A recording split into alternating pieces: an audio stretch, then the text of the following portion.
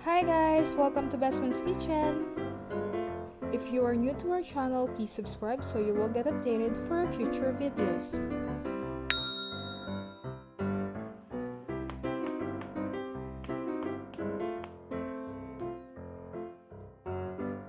Today, we're going to show you how to make no-bake dream cake.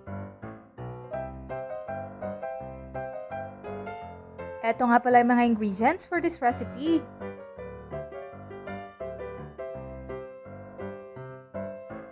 Tara, simulan na natin! By the way guys, gumamit kami ng Fudgee Barr para sa cake base.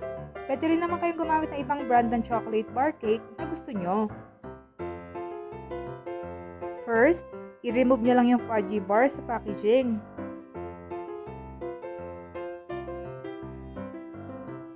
After that, i-arrange nyo lang yung cake bars sa baking pan.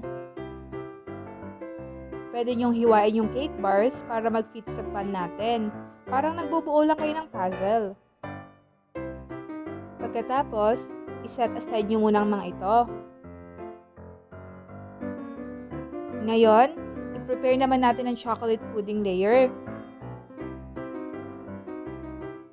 Sa isang kawali, i-sift lang natin yung cocoa powder, sugar, at ang cornstarch.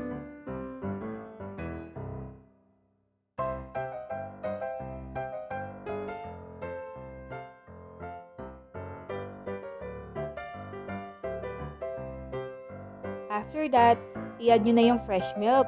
Tapos, haluin nyo lang ito hanggang maging well incorporated.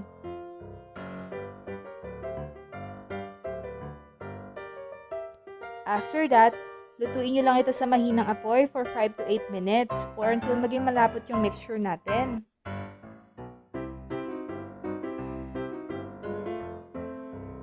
I-continue nyo lang yung paghalo sa mixture natin at i-make sure na wala itong lumps or yung buo-buong parte nito.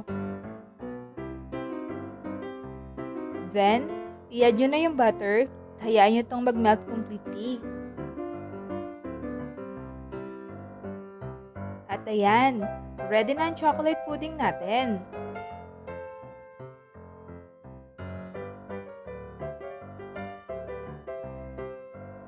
Ibuhos nyo lang yung chocolate pudding natin sa ibabaw ng cake base at make sure lang na evenly distributed ito.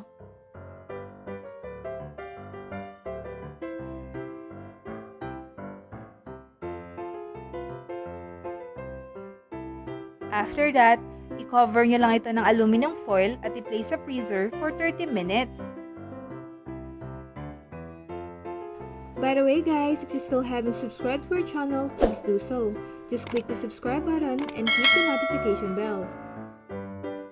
After 30 minutes, completely set na yung chocolate pudding natin. At ngayon, i-prepare naman natin ang ganache layer. Using a double boiler, mag-melt lang tayo ng 1 cup of chocolate.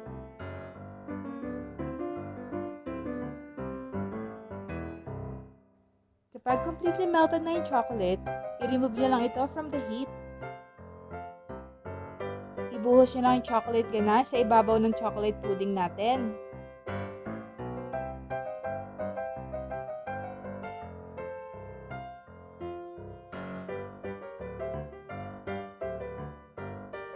Siguraduhin nyo lang na pantay ang pagkakadistribute ng chocolate ganache sa pan natin.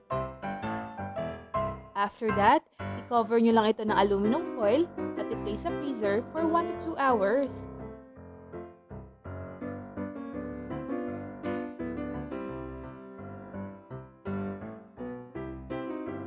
After 2 hours, ready na ang dream cake natin.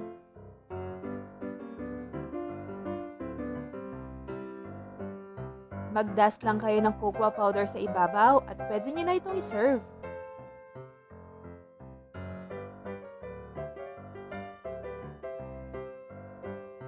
We hope that you enjoyed this video and please give us a thumbs up.